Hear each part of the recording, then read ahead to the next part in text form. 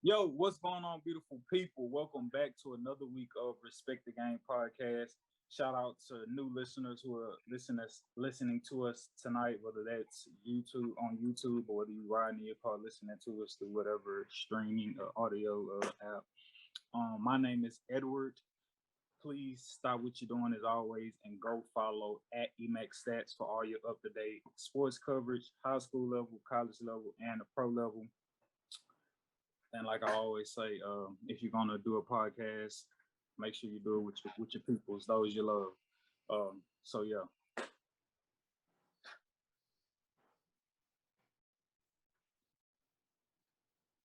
Sean Hart Izzo, man. Charismatic, good excellence.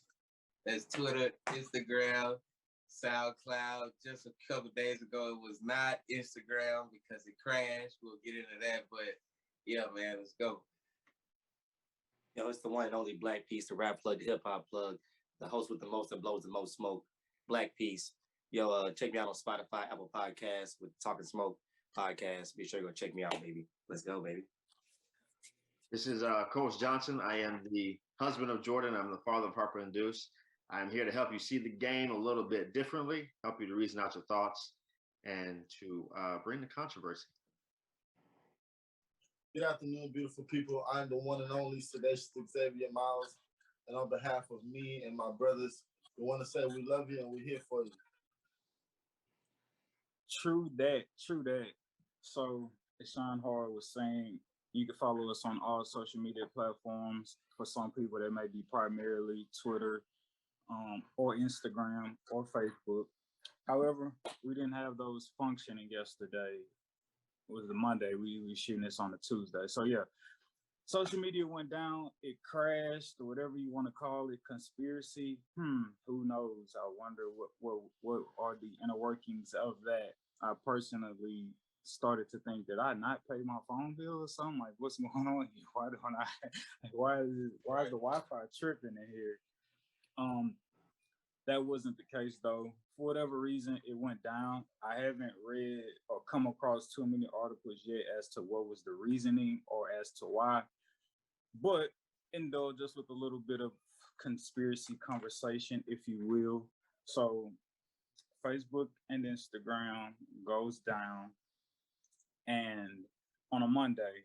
And just so happened on Sunday, there was a 60-minute episode, a 60 minutes episode that came out with a woman known as the Facebook whistleblower, and her name is Frances Haugen.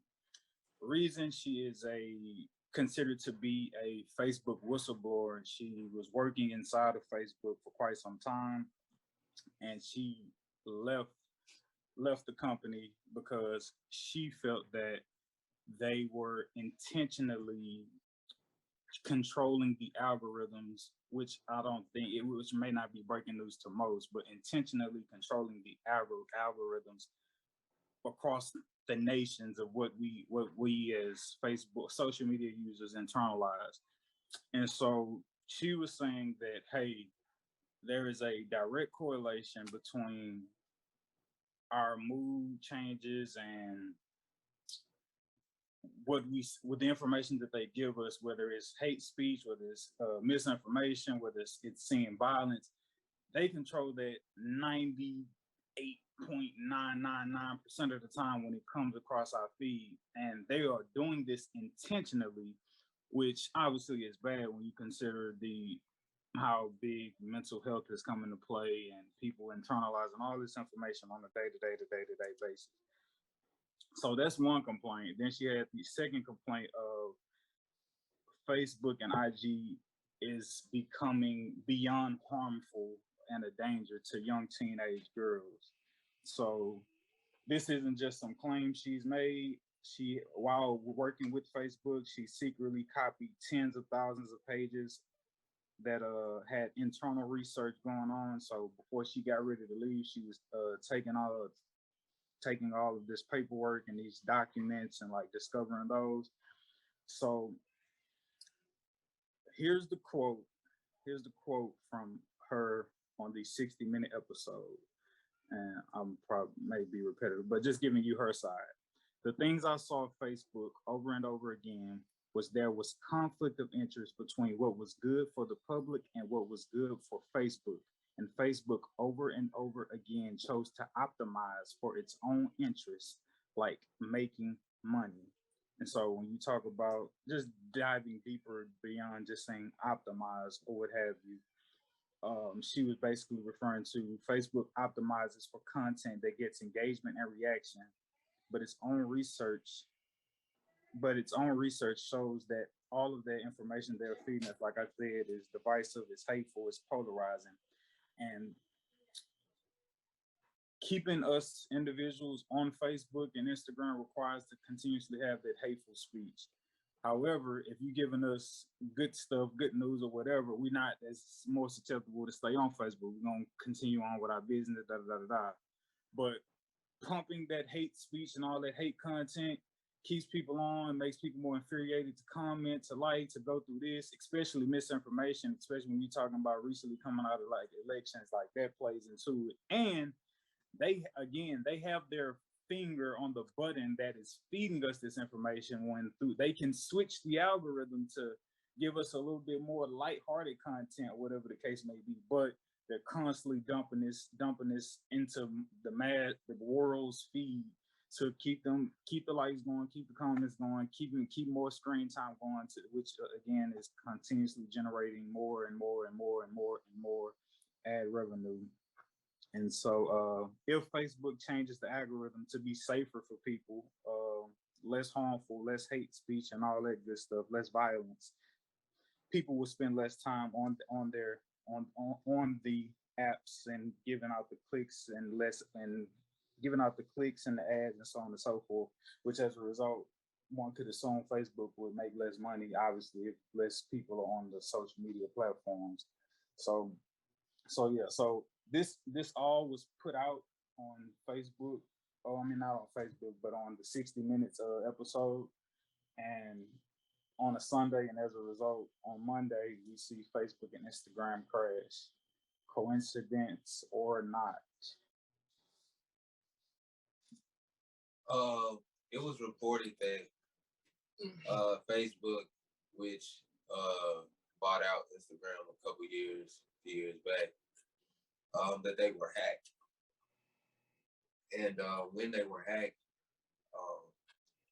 it was alleged that multiple, I guess, segments of the program in itself had been erased, leading, to, false accusations of, with all of that missing data, Facebook and IG may not be recoverable, but, top engineers and software, IT people within the world didn't let that happen. But I mean, my guess is there may be a correlation for sure, but when you're talking about a $1 billion industry and one of the most richest or most wealthiest and influential people within the world, I mean, that's a big dragon to slay, especially if, even if you're a top-notch hacker, whatever the case may be. But I mean, he did allegedly lose, $7 billion, while Facebook and IG were down for about, I think, like 5 hours, something like that. But $7 billion to him is probably like $70, or maybe like 700 to us. I mean, that's a lot of money, but like, is it in the grand scheme of things when you have that much? When you work for 120?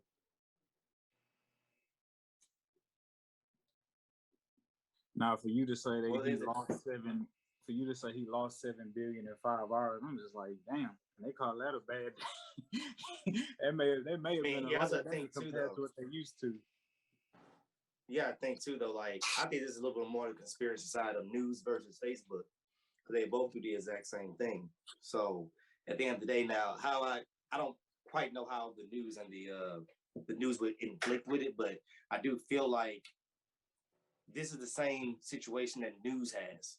So at the end of the day, you'll never see a news segment where they're promoting, basically saying that the news promotes bad news instead of good news all the time, if that makes any sense. So I think Facebook did what any media would do. Like, the newspaper's not about to go out there and post a article about how the news is always telling you negative things. So Facebook is not about to let you do that thing either. They just have more control.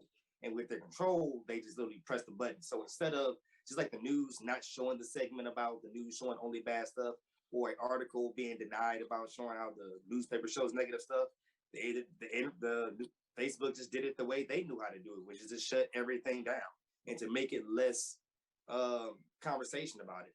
So at the end of the day, this has been going on for years. It's just that Facebook is the most, I guess you could say, the less sneaky out of all of them. I feel like any source of news media is going to show the negative more than the positive, because the negative has more things to talk about. That's any of them. They've always done it. They'll never try to show you the positive things. You know what I'm saying? You always see that one Facebook picture that says, I dare you to post, I dare you to share this post. I bet it won't get 1,000 likes because it's something good. And no matter how much that seemed like a clickbait / thirst trap, you know, like, hey man, click on this and get my likes. It's the truth though. It's like, it's good news is not going to get that attention like bad news is, because bad news attracts comments. It attracts your opinion on how you like it. It attracts, you know, what you're actually interested into as far as dramatic random things, because it's random things happen in this world all the time. And those things want attention and they got to figure out where it needs to go to. So at the end of the day, man, like this is nothing new. I feel like there's been plenty of situations where, like I said, the news could have got bashed about bringing out negativity. Because that's why I don't watch the news, because I can watch a whole episode of the news and get one segment that was actually positive and made you feel good. And it's just what they know. They know, like, okay, this is way more interesting than something that's good. You're gonna talk about it and be more interested and more emotional about something that's negative than something positive. And I mean, that's just the way media works. So Facebook, I believe they did. I believe they pressed that button, say, you know what? We're gonna press hold on that one time. You know, we're gonna save our revenue. We're gonna take the small little pinch in the butt, but we're gonna keep it moving. Get our money. So yeah. Ain't nobody about to stop this bag from coming in. It is crazy how Come on, Christian. It's crazy how once we don't have Facebook and Instagram, it's a thing. It's not like, you know what I'm saying? Yeah, I didn't have Facebook. You didn't have, you know what I'm saying? It's not like we move on. It's like it's a real issue, a real big thing for motherfuckers to not have access to their social media. That's just how disconnected the world has become away from the way it used to be. It's just like, hey, but you know what? Change is good. I won't lie, but maybe that was some time to like kind of reconnect with real life. You know what I mean? Like, you know, just looking at the glass half full type shit. You know, like you said, it's always feeding us all this negative energy. You know what I'm saying? Maybe we needed a motherfucking break. You know what I'm saying? To kind of redirect a little bit. And not to be the hero, but I didn't notice that either one was off yesterday because I was spending quality family time, not to be the hero of the day. But yeah, this is the facts. I didn't know until today. How beautiful. Oh, how sweet. Oh, goody. But no, I was looking at. I just found out that Facebook was down. So a second. Well, yeah. So to wrap that up, I feel where you coming from, Darnell. I think because the masses has more so shifted to social media as opposed to your daily news. It's always been the case with the news.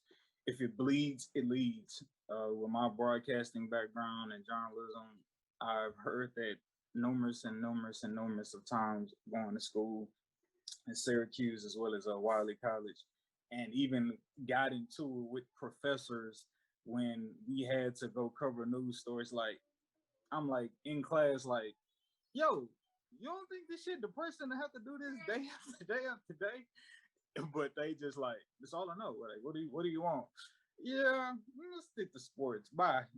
But yeah, if it bleeds, it leads, man. If it bleeds, it leads.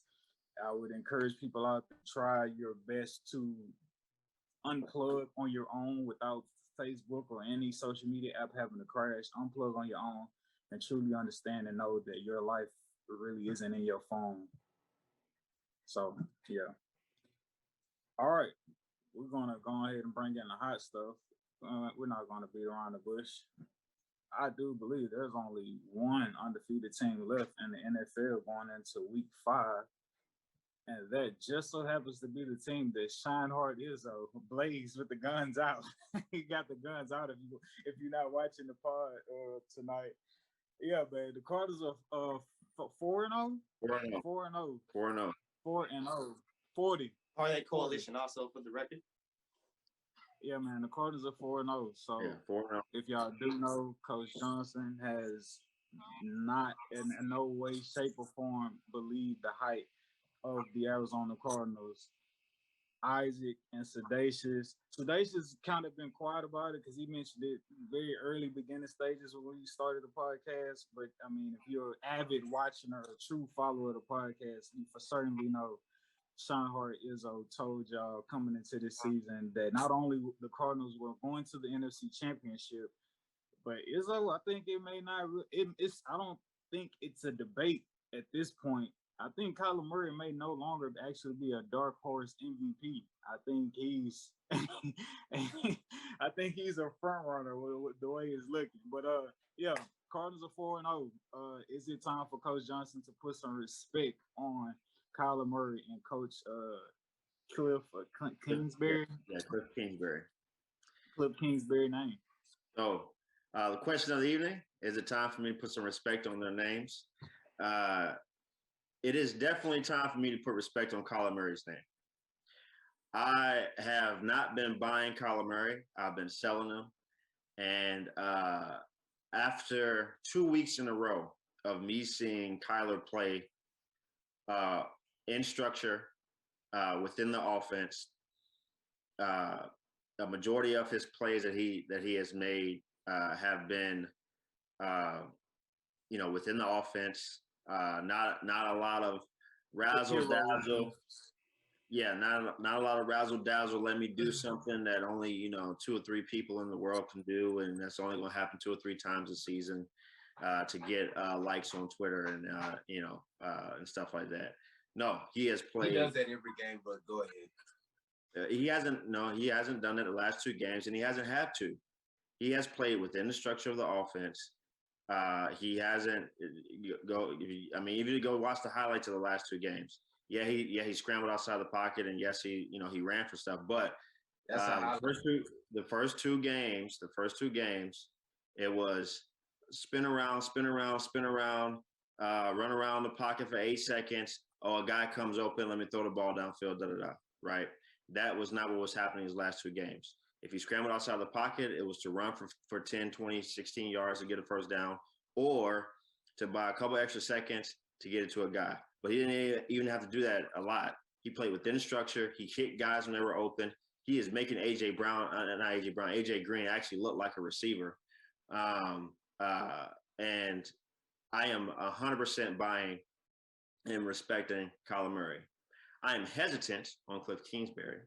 I am hesitant on the Cardinals, but I am 100% buying Kyler Murray. If he continues to play this way, hand this man MVP. So yeah, I am with Kyler Murray. Go ahead. Edward, I think you know where I'm going with this. It is classic Coach Johnson to split the fence. I'm not splitting the fence. Both sides. I am not splitting the fence. I am clear. This dude is a breaking ball. That's why I posed the question that way. That's why I told Edward to pose the question that way. Hold on, man. You wanted to pose the question. I'm gonna let you finish. I'm gonna let you finish. I'm not gonna say anything after this. Edward, can you referee like you do me? You posed the question in a way. Edward, before we start the podcast, there's a reason why I asked you why I said we need to pose the question this way. You said something about the Cardinals. I said, I'm not talking about the Cardinals. I'm talking about Cliff and Kyler. I am respecting Kyler. I am hesitant on Cliff. I am hesitant on the Cardinals. Okay, right there. That's clear. That's where I'm at. I'm not okay. I'm not both sides in it. That's where I'm at. Go ahead, Shineheart. I'm done. I'm gonna mute myself. Okay, you didn't have to interrupt me, bro, to reiterate a minute and a half synopsis of what you just said, bro. And Edward, you did not referee and jump in and coach. I needed some of that at that time, but it wasn't given to me. That's amazing. We'll talk about that in another day. But the crazy part about it to me is, right, you say that if Kyler Murray keeps playing the way he's playing, who look out potential MVP. And to that, I say this. Does he not play the most important position on the field? Does he? Yes, that's why I said. Okay. So with that being said, he can affect the game at any given time because he's touching the ball every single play. So with that being said, if they are 4-0, and I believe the old Bill Parcells adage goes, you are who your record says you are. And if they're 4-0, and if I look at the teams that they beat just recently, the LA Rams literally taking a fucking shit on their front yard and leaving it there. That's what they did. They stomped them. Like, if they're doing this and they're holding that in that offense to the as many points as they did, regardless or minus the bullshit touchdown towards the ending, they pretty much held them in check. They held them under 14 points, which was amazing.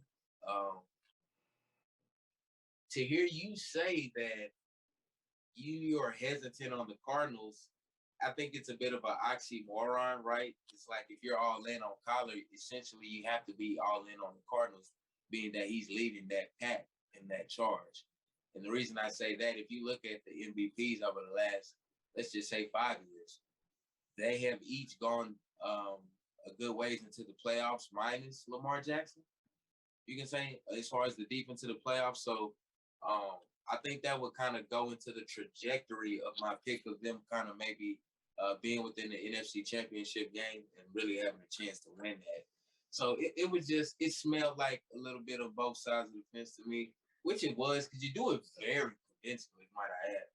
That was a very sneaky and compelling argument how you were hesitant on the Cardinals, but you were all in on Kyler Murray and how he's this and he's so great. Watch how he could be an MVP. And I'm like, wow, that's if he's all of this, I wonder where the Cardinals would be, with him, doing all of these great things, because notoriously the MVP is won when the team is successful as well. So, we'll see. We'll see how well this fucking lightning streak I've been on lasts, man. Hey, Izzo, who caused the plays? Hold on, Christian. Who caused the plays on offense? Cliff. Okay, Cliff, right. So thank you for that, Izzo. So that's gonna bring my question to Christian. So my thinking, they've been playing well the past 2 weeks, past 4 weeks if you ask me, but to what's been appeasing to Christian's eyes is the past 2 weeks. Mm-hmm. You said that Kyler Murray has showed that he could play within the system. He can play within the offense. He doesn't have to be razzle-dazzle, play hero ball. Mm-hmm. If he's looked like that the past 2 weeks and he's played within the offense, and Isaac just told me that the offense that he's playing within is the offense that is being called by Coach Cliff Kingsbury. Mm-hmm. I'm not casting any. I see. I'm just asking you. How is it that you believe in Kyler, but not believe in the system that has brought? What's the word that I want to use? How do you believe in Kyler, but not the system that he's been placed in to look what he's looked? Gotcha. So that's being called by Coach Cliff Kingsbury. Okay. We'll get to this later, but I'm gonna touch on this real quick. So, Kyler is playing at a level where he is playing beyond the system, where we know for certain that the system is not making him play this way, right? The system is not necessarily hurting him. It's not hurting him, but it's not making him play this way, right? Versus we'll get into this later with Justin Fields, right? Justin Fields looked rocky last week. A different play caller this week called a system to allow him to play within that, to play well within the system. Okay, Kyler Murray is playing at a level where all you need is an average play caller, and he's going to look like that. You just need somebody not to F it up. So what I hear you saying, and just tell me if this is not what you're saying, is you're sold on Kyler and his ability, but you're not sold on Coach Cliff Kingsbury because you feel like it may be the result of Kyler just so happening to make Coach Cliff Kingsbury look good when he may not actually be that good. Is that what you're saying? Okay, here's what I'm talking about, me not buying Cliff and me being hesitant on Cliff, right? Cliff, for me to buy an offensive coordinator, you got to be in the top echelon, like, top 5, top 8 play callers in the league. I don't think Cliff is there. I don't think Cliff is there, right? Is why I say I'm hesitant on Cliff, right? I would not put Cliff in the same conversation with Joe Brady, with a Sean Payton, with a John Gruden, with a Brian Daboll, with a I don't believe in John Gruden as a play caller. I like Kellen Moore better out of Dallas. He's had with the Kellen Moore, so I wouldn't put him in that category with those guys. Okay, you're saying that's crazy. That's craziness. That's ludicrous. Okay, that's fine. It's your opinion. The reason why, if you think about it, this is the perfect culmination of Cliff Kingsbury being there for 3 years, right? So year by year, we've seen it get better and better because this is what the air raid potentially had the potential to be, right? Coming out when he was running air raid with Patrick Mahomes at Texas Tech, Patrick Mahomes was putting up godly numbers. That just didn't necessarily correlate into wins. But now on the hardest of levels in the NFL, you see Cliff Kingsbury with maturation time, a competent GM, an owner that's willing to spend in free agency, right? Bringing in the likes of J.J. Watt, them having great draft picks, in my opinion, with choosing Isaiah Simmons this last year. And then just recently, them picking up the speedy, elusive receiver, Randall Moore.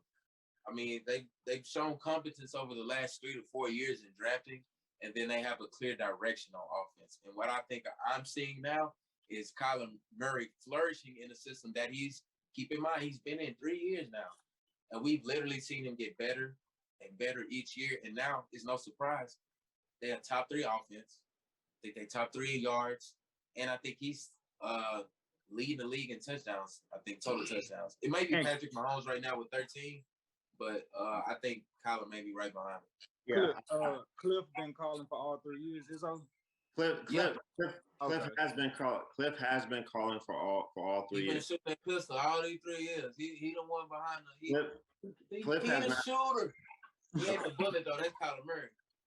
Cliff has been calling for all 3 years, right? The thing that I would give Cliff credit on, right, is he has been very creative in his run game design, right? His pass game, mind you, right? His pass game stuff is as simple as everybody else in the NFL, right?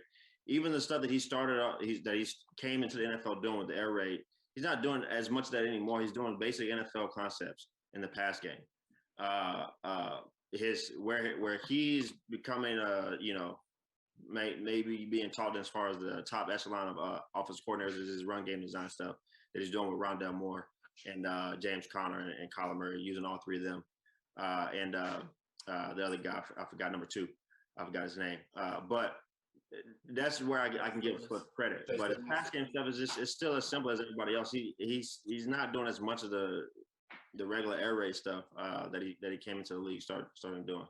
But I would not say that Cliff. Sure, does Cliff have some sort of? But that goes to show that Cliff has evolved as a play caller. He has evolved as a play caller, but am I going to give Cliff the credit for? So he has evolved as a play caller, but he hasn't. Okay. That's why I disagree with. I just okay. Hold on, if everyone's following, I used to crap on Cliff. I just kind of equated him to being average. And last week, I gave him credit for his run game design. But I'm still not buying Cliff, because if I had to go out and hire an offensive coordinator today, Cliff Kingsbury would not be on the list. If I had to go out and get a quarterback, Kyler Murray would be on the list. I love the Cardinals play call. I'm not even going to lie to you. That's fine. I don't. That's fine too. We don't have to. And you just think it's just Kyler just being so freaking magnificent, which I would agree with. He is. But I'm looking at these plays and I'm like, he's getting put in some pretty advantageous situations. Okay. Sometimes he barely Listen, Cliff Kingsbury. Well, shit, he playing to get to what the defense you gives to him. put- He's getting outlet, running backs out of the backfield. He's in quick game if the blitz is coming. You know what I'm saying? Especially up the A gap, like right in his face. He's making right reads. He's making hot reads. Like he's doing everything you asking a player of that caliber to do. But I just can't sit up here and discredit Cliff Kingsbury. You just gave him credit for evolving as a play caller. It's not necessarily all air raid. So that that would attest to maybe Kyler has taken a leap because it's not all air raid. One can say, is that not right? Could we not make an argument because Cliff Kingsbury has evolved as a play caller? We've seen Kyler Murray go to the next level. Yes, Kyler Murray has always. I'm not going to give Cliff Kingsbury the credit to Kyler Murray. This. All right. Hold on, Chris. Here's the test. Here's the test. If you put, we're saying Kyler Murray's playing at MVP level. Okay. If you put a very good quarterback who's not playing at an MVP level in this offense takes a dramatic drop. Not just a one step down, a dramatic drop. Pen on that, Sedacious. Say what's on your heart. No, so I disagree with the fact that Cliff Kingsbury has evolved as a coach, as a play caller, because like Christian said, when he first came in, he was air raiding, and the league had never seen it before, so it was a shock. But once the league adjusted to it, and he had to kind of incorporate some basic shit for Kyler to be able to have the run and the pass, you know what I'm saying, like to really have a good balance of it. I feel like that's why now Kyler Murray is saving this nigga's job, if you ask me, because he's making passes. He's making passes, though it's like, damn, the way Cliff Kingsbury draw that up, if Kyler Murray don't make that pass, like zip that hoe in, that's a pick. You know what I'm saying? Like that's some, you know what I'm saying? So Kyler Murray is really like shadowing Cliff Kingsbury right now because he really just been kind of moseying along. Because these niggas should have been what they doing right now. They should have been doing if it was Cliff Kingsbury in his system. But now that he like kind of adjusted this shit or whatever he did, and Kyler Murray is really what's the key, bro. They doing basic shit. Whatever he did. They basic shit. They doing basic shit with Kyler Murray. Can I equate it real quick? Can I give an example? As long as it's not redundant. Yeah, it's gonna be quick. If we go back and look at the 2010, 11, 2012, 2013 Green Bay Packers, okay? Aaron Rodgers was playing at MVP level all those years. They went to Super Bowl and all of this stuff, right? There was constant complaint about the Mike McCarthy offense. Aaron Rodgers used to even talk about how frustrated he was with the offense. Yet they were putting up points. Aaron Rodgers was playing at an MVP level, but everyone around the league knew that there was frustration with the Mike McCarthy offense. Even though it looked great on Sundays because the guy at the trigger point, who, like Shadhar says, is the most important player on the field who's touched the ball every play, made it work. I'm a situation in Arizona. I'm gonna toss this to Isaac for closing remarks and no rebuttals after Isaac. So I hear what they saying, Izzo, and I'm more so leaning on your side because there's like I don't know if Sedacious and Christian are just simply saying, yeah, they don't really like the passing game. Okay, fine, that's whatever, you know. But I feel like as a totality, as a quarterback, calling the offensive like play and scheme and like the balance between pass and run and how to run and when to pass and so on and so forth. Like I feel like there still should be like credibility for that, regardless if you think it's simplistic and kindergarten routes. I still feel like there should be like credit or like respect paid to just that calling those plays and knowing when to call them. Like to that, you say what or how? Like how do you see it? I didn't call him Joe Brady. I didn't call him Kellen Moore. I really like Kellen Moore's play calling. I think he calls an excellent game. These past couple of years, he's been top 3 coordinators. I don't think he's 3. I think he's debatable top 2. And then, call me crazy, man. When I acknowledge somebody's growth, even a coach. So to be competent enough to, how many coaches do you know currently? They just don't give a fuck. They're like, you know what? This is my system. I'm going to just, the players should do something a different way. We're going to run our system. It works. It's proven it, all that other bullshit, but they still in the same position, picking in the top 10 every year. David Geller. You know what I'm saying? Like, it's shit like that, man. But, I just think Cliff Kingsbury, I'm not calling him the best shit since sliced bread, but I damn sure ain't saying that he ain't shit either. He's definitely grown as a play caller, and he's grown to be, I think, above average. I'm not going to call him great, but he's definitely above average right now. All right, so look, and right now, at this moment in time, right now, he's above average. After this is going to, and you can chime in too, Darnell. After this, we're going to bet that. Simple numbers. 100%. What are you giving to Cliff? What are you giving to Kyler? 70-30, 60-40, 55-45. How, whoever wants to go. I'm gonna just say, just because Kyler's third year in the league, I got him at I got it at 65% Kyler, 35% Cliff. But that's still a decent size. I think that's respecting Kyler as a player, but that's also giving a lot of respect to Cliff, being able to switch up the offense. Okay. But didn't he get there at the same time as Curry? As Murray? Yeah, absolutely. Yeah. 50-50. That's just me. I give it 50-50 based on They've been together. It's the third year. It's a rookie. The third year. Yeah. All right. So I got to give it a fresh start, fresh success. Dacius. How much y'all giving DeAndre Hopkins?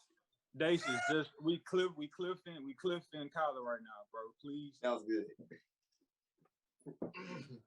I give Cliff a 20-year, and I give Kyler a 40-year. There you go. That's what you got. So that you giving 40% to Hopkins and AJ Green. Okay. All right, Christian. I would not give that much at all to Hopkins. He hasn't produced well the past 2 games. But I give 80% to Kyler Murray, 20% to Cliff, and you can leave the 20. All right. Dude, shit. I mean, even injured, but bet that. He got to take 2 niggas off the defense.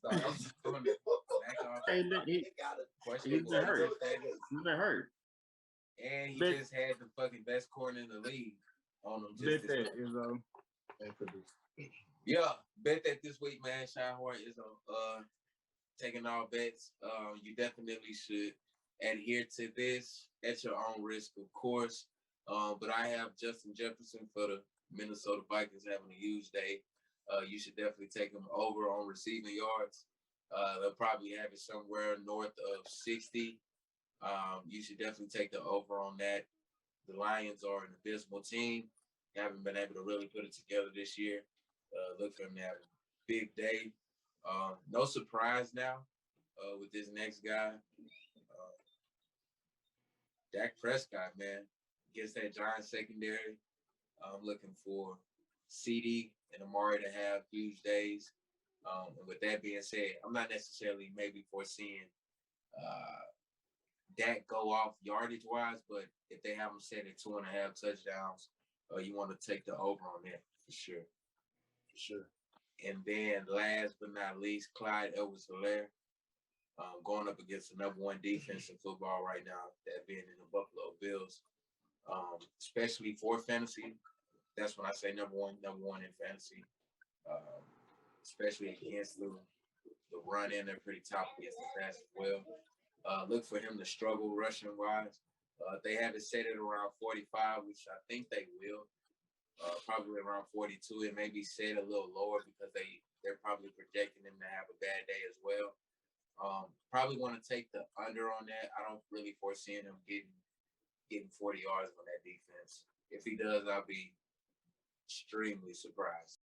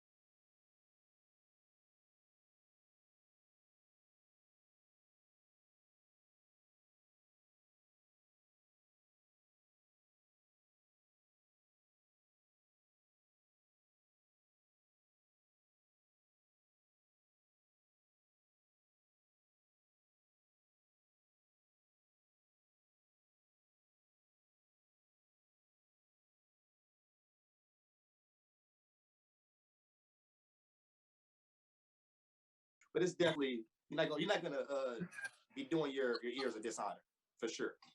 I think so he didn't. I mean, he had a few posts like building up to the album, but it wasn't like no like on the media type tour to build up the album. More so afterwards. I've seen him do interviews and stuff afterwards. $1 Million Worth of Game podcast since it's dropped, and so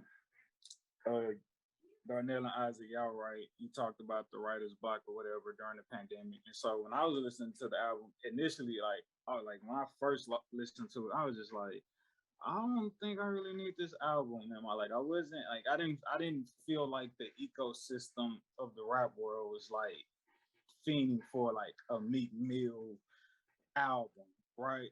And so Exactly. So when I initially started listening to it, I was kind of just like, I didn't feel. I was like, it's not hitting for me right now. And then afterwards, kind of going back, listening to the interviews and stuff like that, to kind of just let me understand your perspective in making this album, right? I'm assuming, if not all, a handful of those tracks was made either before or during the pandemic, right? So you got all these records on ice because you can't tour, you can't go nowhere for a whole year and a half. So like these albums, like these records are just sitting. Like this may have been your 2020 album. You may have had a better rollout, but pandemic messed up everything. And like you got writer's block. You ain't definitely ain't trying to go back and re-record tracks or verses. Like you spend time with your kids. So like kind of just like, I kind of felt like this album was probably 90% of it was done before the pandemic, and we just getting it now. But like you say, I give it solid B plus. Expensive Pain. You know, you just talk about like what that means in terms of just, I got people trying to steal from me, or I got people I'm trying to help. You know what I'm saying? Just more money, more problems in a better way. But me calls it Expensive Pain. So I appreciated the album. I respected it after listen. I've been listening to it since it dropped on Friday. I've been listening to it, living with it all throughout the weekend, and up until now. Normally, when we have to review some albums here on the podcast, immediately after reviewing them, they go out of my playlist. But me, I'm definitely gonna keep that in my playlist for a little minute. So yeah, I think so. Me and Darnell, we was texting about the album this morning. He was just like, "Yo, bro, this shit is trash." And I was like, "I don't think it's trash, bro. Like, I think you're doing it a disservice, dog." And so, I don't know if there's a bias to the question I'm about to ask you, and I don't think. I mean, I can't say what I think for you. I can, but I don't really know how you think. I don't think Meek Mill is a trash rapper. I just think, like you say, he has had so many iconic singles that when you get a body of work from him, like unfortunately, it's damn near like people still holding them to like the Dreams and Nightmare intro. You know what I'm saying? But when you go listen to his discography, you see like the growth from. I used to have dreams and nightmares, but I'm somebody who has accomplished my goals and made millions and millions of dollars. And now I'm realizing that with all this money comes expensive pain. You know what I'm saying? So it's just like you kind of. So I know some people might try to hold him into that grime gritty. I'm still trying to get it. It's like, bro, he already got it. You know what I'm saying? He's in a police reform and other things like that. And he was also talking about during the pandemic. He's like, I wasn't like knowing I couldn't tour and like make my show money and so on and so forth. I kind of directed all my attention to like all the businesses I own, like, Fanatics and so on and so forth, and just enhancing like my business acumen and my business portfolio and trying to invest and putting myself in a position to where if there is a pandemic again, like music and not putting out music but not going on tour isn't going to bother me at all. So it may have been writer's block or the pandemic or being cooped up in the house, but it's like he kind of told people in the interviews like my focus during this time is like kind of went towards like off the court, like out the studio type business stuff. And you see him hanging out with billionaires, Mike Rubin and so on and so forth, Jay-Z and Robert Kraft and so on and so forth. So that's a lot of people he's dealing with symbolize the expensive pain and whatever he's going through making all the money he's making and dealing with people and so on and so forth. So I don't think you don't like Meek Mill.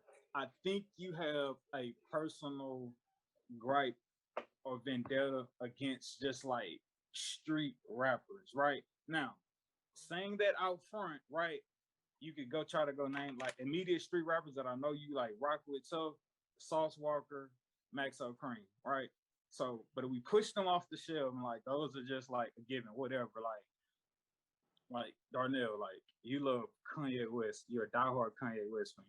You told me yourself, J. Cole has literally like helped you pull yourself up like out of like depression and like bad phases of your life.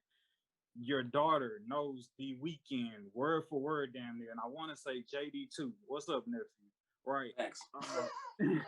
So you got J. Cole in your playlist. You got Kanye West, Donda in your playlist. Who people you all relate to. You got The Weeknd in your playlist. I'm trying to think of somebody else. 4 or 5. Baby King. Baby Cordae. King, Cordae. Right. So those 5.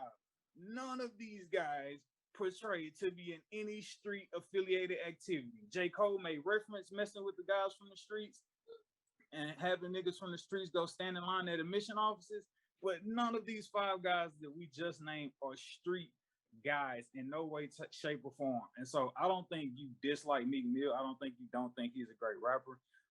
Though you may still feel like that, I just don't think you personally, where you at in your life and the maturation process or who you are now, resonates with like that street rap of like this type of stuff that Meek Mill gives out. Case in point. Hold on. One more. Case in point. T Grizzly, one of the hardest street rappers out right now. I tried to put you on early, and you denied T Grizzly every chance. We got to chill on the hardest street rappers out. I ain't trying to disrespect that man, gangster, but he's definitely it's other dudes we could have named for sure, other than T Grizzly. But what I do want to say is I have a T Grizzly.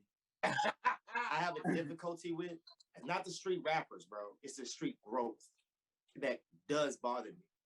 I do feel like, okay, bro, you can't be in the fucking streets the rest of your life, even though you have made it. At some point, you gotta grow as a person. So sometimes when I hear certain people rap, it's like, Meek Mill, you've been in the game 10 years, bro. Like, you're not a street nigga no more. I'm sorry. Like, you are successful. That's what I did appreciate by actually giving the Expensive Pain a chance, because he actually was explaining that he was successful. And I did give it a chance at first, which I definitely still going to work on my New Year's resolution. But at the end of the day, that's what he was explaining, like his growth. And that's what I do have an issue with a lot of street rappers. But a lot of street rappers now they're starting to grow. Some take a longer time than others. But a lot of them, just like Jay-Z, it took forever for Jay-Z to really get out of the ignorant part of his life. It took him literally 20 years to get out of the ignorant part of his life and to say he grew up. It took him a fucking long time. So it's like, it faults their craft to a certain extent, but not all the way. It does put like a certain, like, bro, growth don't even mean maturity. Growth just means you're not stuck in the same box. Lil Wayne shows growth. Like, bro, Lil Wayne, bro, you was a street nigga, but you still grew up. You still keep in contact with the street, but you still saying like, dude, I'm growing. I'm more than just street. Has Wayne really grown? Because like you can get like 30 gun bars in almost every other verse. So like, is that like what do we? Yes, absolutely. It doesn't matter about it doesn't matter about the guns and everything. It's about the perception and the way you do it. Like that's, even though I did give like up to that album, it still sounded like Meek Mill. It's like, damn, Meek, like you're still spitting like that same sound. Like, what if I wasn't listening to your lyrics at all? Like that same thing you're bringing sounds like a couple of years ago. That's just like just not listening to your lyrics. This is not listening to your lyrics, and that's what a lot of people listen to a certain point. It's like, bro, like it is a combination of lyrics and rhythm and all that makes a hit. And I just feel like, bro, like you don't quite, you haven't matured in your flow. You have versatility, but it's very minimal. It's like you're scared to step outside the box and just be an artist. You may be mistaking his flow not changing or his flow still being the same as like he's still saying or he's still on the same stuff, which I think are two totally But like different. I said, like that's what the confusion was with that artist. Yeah, you're absolutely right. That's what confused me. Like I'm still hearing that same flow, but the context is blown way differently out of proportion. He's not on like he's not on like, oh, I'm about to rob a nigga, I'm on the block. He's mentioning it, but he's mentioning it in a perspective of, that's what I used to do. Now I'm on to this business meetings and suits, and I'm like, okay, Meek, you did it, but it's just like, it's kind of confusing. It's like, bro, that the delivery you're delivering to me is still saying that you're in it if I wasn't listening. If I'm just vibing out, not really listening to your bars, I'm still thinking this is the same old Meek Mill, like, talking this shit. But if I sit down, all right, let me listen. Like, okay, Meek, you coming with it. You come with some, you sound like the same old Meek, but you definitely coming correct. You coming different. You coming mature. You're showing that case, what that case did to you and everything. So, I mean, at the end of the day, man, it's just like, I have nothing against street rappers. I love street rappers, but like Sauce Walker, growth. Maxo Cream, growth. Like, even a Lil Durk, even though he's talking about street shit, he's still showing he can grow as an artist and get better and better. So, at the end of the day, don't open up Pandora's box. New artists, if you want to go listen to somebody who's like dope and may not fully be all with the rah street stuff, La Russell, LARUSSELL. I promise you will not waste your time going to go check him out. New artist out of Vallejo, California, definitely worth the listen. Got several projects out too, by the way. He got timeless music. I think that's what makes a great artist, timeless music. But yeah, how about those Cowboys? Hey, can I throw Baby Keem in there real quick before we talk about the boys? Yes, sure. Yeah, so Baby Keem is another artist to go check out.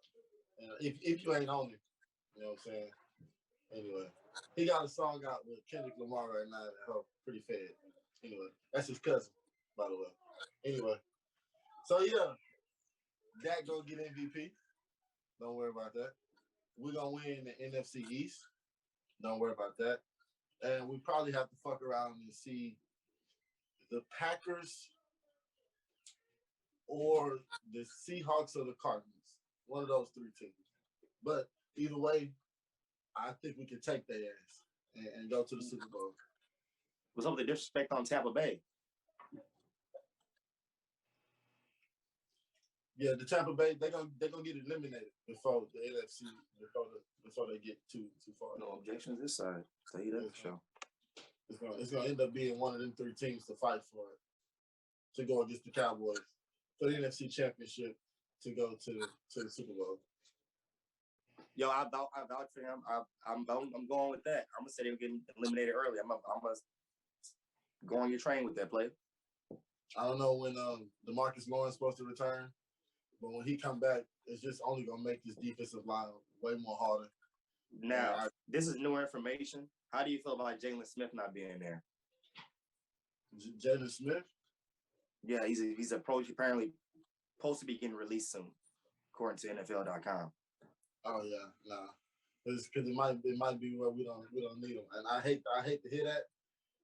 But this young they were just talking about deploying them more, like working them more into the system this past like a few hours ago. But this young number 11, bro, it's almost like it don't fucking matter, though.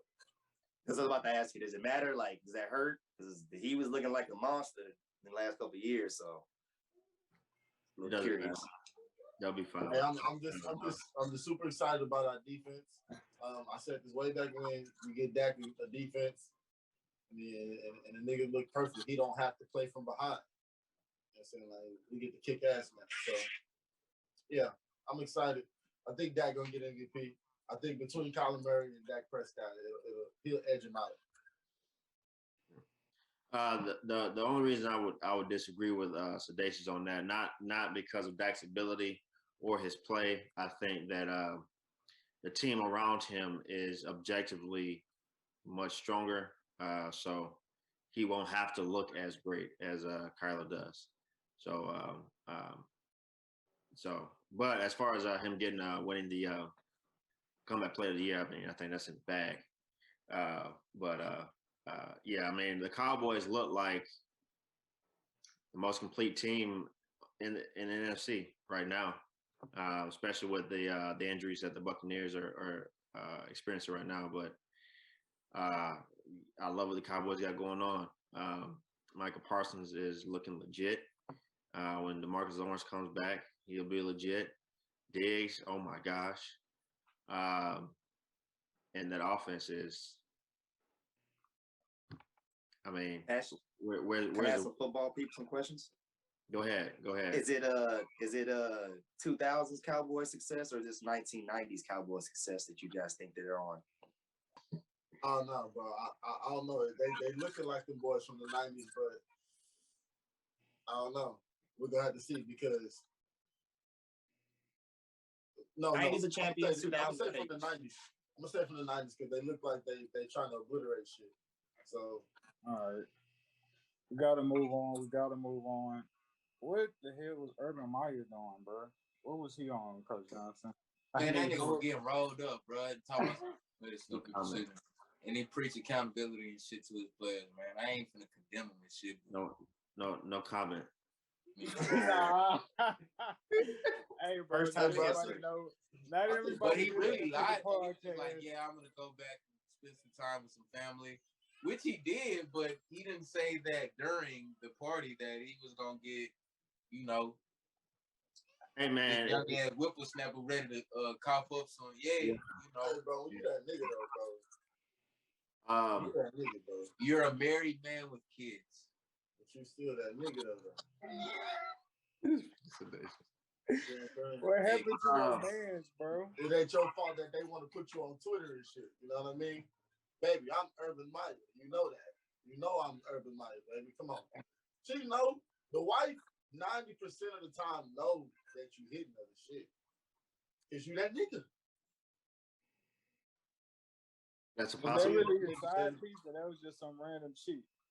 Bro, that was a ducking for the night. Yeah, that I don't think that was Ain't no woman Right, just like- gonna randomly start dancing on Urban Meyer like that, bro. Unless he been paying Shawty. You know they love to pay. They love to pay Shawty bill, man. Man, it's a Bro, Yeah, these I mean- dudes- Let's sugar baby. We're Yeah, gonna come on, sugar that Chris, night. you acting like the Got cake put got on your tongue camera, tonight, bro. Got put on camera. Bro, these Yeah. That's part do you have from the Jags community, Coach Johnson? what do I have from the Jags community? The Jags community, as far as the fans are concerned, are ready to move on. No. Are you talking about from Urban Meyer? I ain't talking about X and O's. You still talking about Urban Meyer? I'm talking about Urban Meyer. They're ready to move on from Urban Meyer. They are not happy with the early returns. There were a lot of people who weren't happy with the situation that happened with the strength and conditioning coach, him being hired and having to be fired. They were not happy with the Tebow situation. They were not happy with the quarterback competition during preseason. They're not happy with the on-field play and the 0-4 start. And they're not happy with the coach causing a distraction during Titans week. And How did you feel about that? And if there's any team that we hate more than any other team, it's the freaking Titans. They ruined our chance to go to the Super Bowl in 1999. It's the only team that we lost to that year. We were the best team in football, should have won the Super Bowl a year, lost to the Titans. They embarrassed us, Derrick Henry did, on national TV 2 years ago or 3 years ago, whenever it was, Thursday night, the 99-yard touchdown, which they play every year now when we play them. They've been a thorn in our side, and this is the week that he decides to go try to get him some to release, to try to figure out a way to win some freaking games and get caught. Hey, bro, I thought your boy was dedicated and always trying to figure out how to I thought so too. I thought so too. And you know what? You know what's funny is I was actually listening to my boy Bucky Brooks and Dane Jeremiah on Move Six Pod before this, and they actually brought up they equated him to Bill Walsh. Mike Holmgren, who was the coach for the Green Bay Packers, went to Super Bowl with Brett Favre, went to Super Bowl with the Seattle Seahawks, Matt Hasselbeck. But he also ended up coaching the Cleveland Browns. And they said when he got to the Cleveland Browns, he no longer had the fire. They called him a 9-to-5 coach. He clocked in at 9, clocked out at 5, and that's what it was. And they were wondering, hey, has Urban gotten as much success as he's going to have? And now that's what he's doing. I don't know. Can I say something real quick? Go ahead, bro. I've been skeptical of Urban Meyer since the off season when he finally came on. And I mean, just correct me, I think I'm paraphrasing accurately. When he was kind of just like, oh, I'm just here to oversee things. I'm not calling plays. I'm just here to make sure things go as scheduled. I was just like, that don't sound too committed and devoted to me. It just sounds like That somebody. nigga think he got the greatest managing gig ever. You say you're not saying that? Yeah, but I didn't take that I way. don't know if I was reading too much into that. I would say you were, but I mean, I don't know. I could be wrong now. But at the time, I mean, he would be doing the same thing that Mike Tomlin does. He's doing the same thing that Pete Carroll does. These guys aren't Super Bowl winning quarterback, coach. They aren't. These guys are managers of the team, and so that's what he planned on being as a manager of the team. So that I was fine with. Even like a Matt Rule in Carolina. I mean, bro, for us to be on 4, dog, on 4. You look hurt, bro. I am hurt, man. I'm hurt. I'm frustrated. I'm like, man. I already just like. Surprised though. Well, no, I'm not.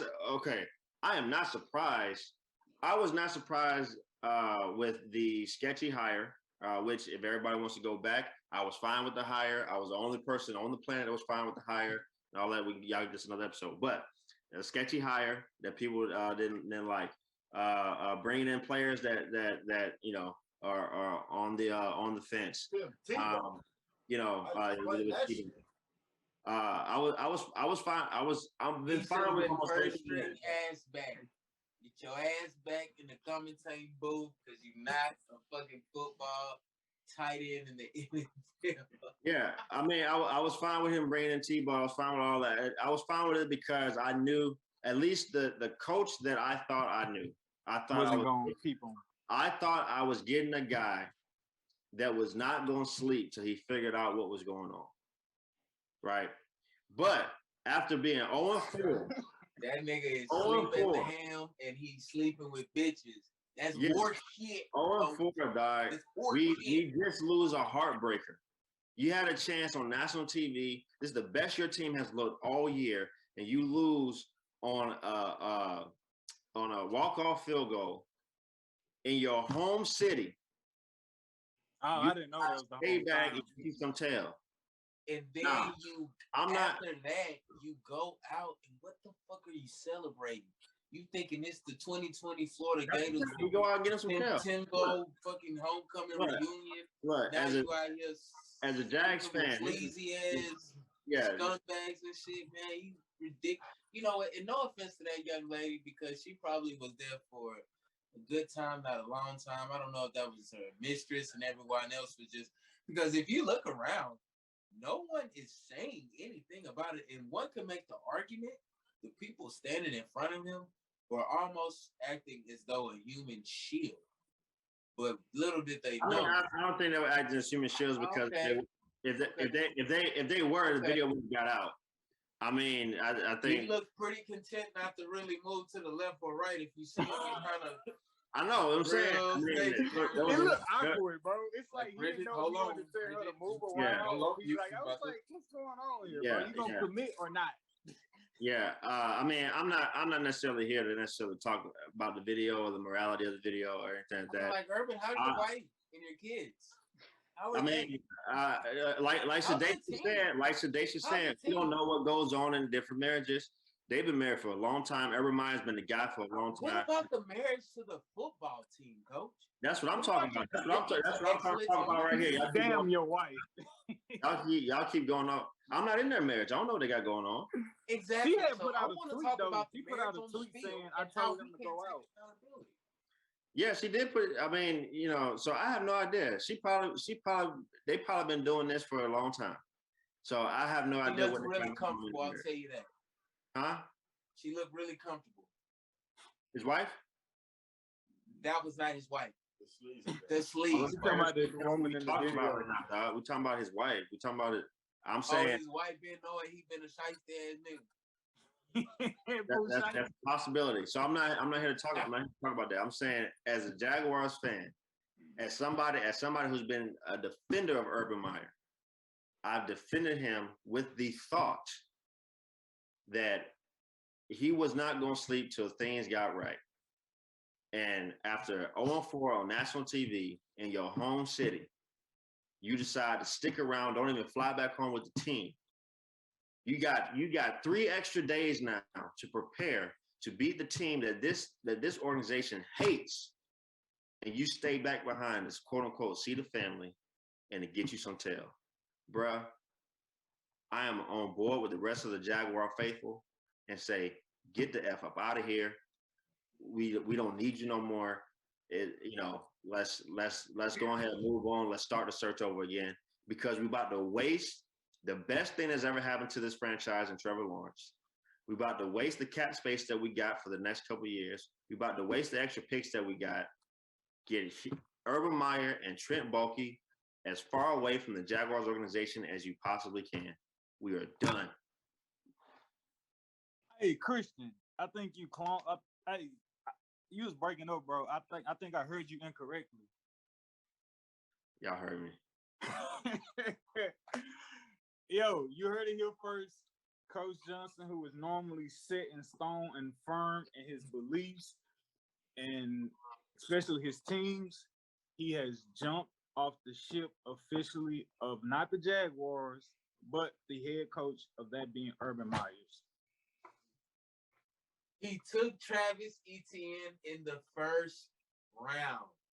He did. And knowing that he was a 4-year starter damn near at Clemson, with all that tread on his tires, Lord forbid, I hate injuries happen, but he was, one could say, in running back years, he was cruising for one due to his usage rate. Hey, don't get me started on the draft. He was there with Deshaun Watson. Hey, you know what? Since we're there. Hold on. If you where you about to go? Because go ahead. We have to slowly wrap up, so we can either finish with the Jags or you could have a 2-minute take on your rookie QBs. But I don't know if that's what let's go to the rookies, dog. Let's go to the rookies, man. Let's just go to the rookies real quick. Week four, we saw major progress from at least 4 of the 5 rookies that were rookie quarterbacks that were drafted in the first round. Trevor Lawrence showed off who he was on Thursday night to a national audience, to the largest audience that the NFL Network has had to watch a Thursday night football game since 2018. He looked great. Zach Wilson got the W, like I said on the podcast, versus a Tennessee Titans team that sucks, but he did look great. He did have one pick that wasn't his fault. Corey Davis was still doing Corey Davis things by slipping at the top of his route. Did bring the team back to get the W in overtime. Mac Jones on a national stage versus Tom Brady. The Patriots only ran the ball, I think, 8 times. He kept them in the game and brought them down to set up for a game-winning field goal, which doinked, off the left upright, and so they missed the W there. But Mac Jones looked the part, pretty much as he's been looking his whole time there. Justin Fields finally got an offensive coordinator and Bill Lazor to call plays for him, so that he can show off the best part of his game, which is his downfield throwing ability and his legs. Hopefully Matt Nagy will allow Bill Lazor to call plays for the rest of the season. Bill Lazor did call plays for the end of the season last year for Mr. Trubisky, and Mr. Trubisky averaged over 300 yards a game in those games. Now, one caveat: the Detroit Lions defense is a whole lot different than the Cleveland Browns defense, right? So a lot of those games that we saw between Cleveland Browns week and Detroit Lions week, we do have to take those with a grain of salt, because Cleveland Browns defense held an offense and the Minnesota Vikings that have been averaging almost 30 points a game to 7 points. So we got to take that with a grain of salt. But, they only allowed Justin Fields to throw the ball 20 times, and he looked great doing that. Trey Lance and Mapa, well, not necessarily Mapa duty. He had to come in the second half. Did not look great at all. He did have a 80-yard pass that he threw to Deebo Samuel, who was wide open. He almost missed that one. But hopefully Kyle Shanahan can put together a game plan to try to, make him look as good as possible. going into this week versus the 4-0 Cardinals and Kyler Murray, the presumptive MVP right now. So that's what we got on the rookies. Respect the game. Yeah, man. That was good, man. This has been a marvelous episode of Respect the Game this week. If you want to know all things, if you want to know the future on the Arizona Cardinals, head coach Cliff Kingsbury, quarterback Kyler Murray, this is the podcast for, because Sean Hart Izzo is going to tell you all that you need to know in the future for the Arizona Cardinals. I think right now the knife has been pushed inside of Coach Johnson's heart as it relates to head coach Urban Meyer. But I wonder if he will decide to get it slowly taken out if they beat the Titans and forget about all that he just said. So that is yet to be determined. I don't know if a Titans victory will ease the pain. It won't. It won't. Okay, so he is completely off. He's off the bandwagon. He's off the bandwagon. I want it to be Quiff. Not Quiff. Swift. I want it to be Swift and quick and done. We know where the coach's mind is at tonight. I had quick and Swift on the same time in my head. We want to respect the game, but here we are playing Urban Meyer game. No, but I want Shah Khan to come in with the swiftness and cut the cord, man. Cut the cord. Hey, with the quickness. Hey, that's the podcast title name. That's the episode with the quickness. Oh my gosh. Let somebody else come in here and hire Brian Daboll, hire Joe Brady, man. Something. Yeah, man.